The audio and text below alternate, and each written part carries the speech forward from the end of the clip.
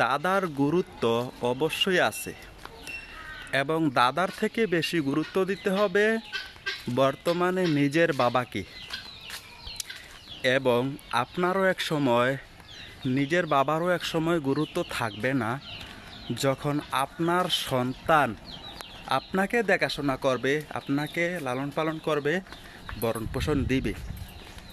তো এটাই সৃষ্টির নিয়ম এবং চলমান ধারাবাহিকভাবে এভাবে চলতে থাকে।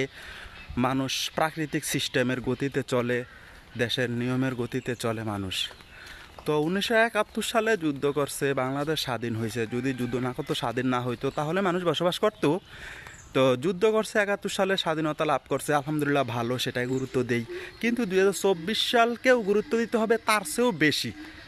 কারণ যুগের সাথে তাল মিলিয়ে, মানুষের সাথে তাল মিলিয়ে মানুষ তার রক্ত দিয়ে তার অধিকার বাস্তবায়ন করতে চাইছে, কিন্তু আপনি দিচ্ছেন না। আপনি গাদ্দার, আপনি মুনাফিক। আপনি যদি ওই সময় থাকতেন, ওই সময় আপনি মুনাফিকি করতেন, গাদ্দারি করতেন জাতির সাথে। তো 24কে 71 থেকে বেশি গুরুত্ব দিতে হবে।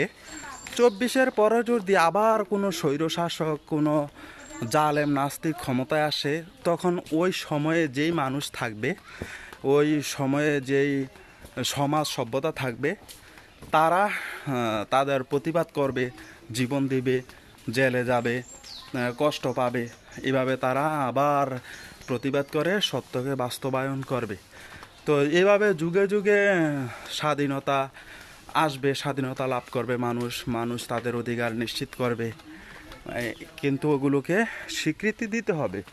আর আপনি যদি স্বীকৃতি না দেন, তাহলেই যত সমস্যা, যুদ্ধ, মহামারী, কষ্টগুলো চলতেই থাকবে। আপনি মানুষের অধিকার দিয়ে দেন, শান্তিপূর্ণ সমাজ নিশ্চিত করেন, তাহলে বন্ধ হয়ে যায়।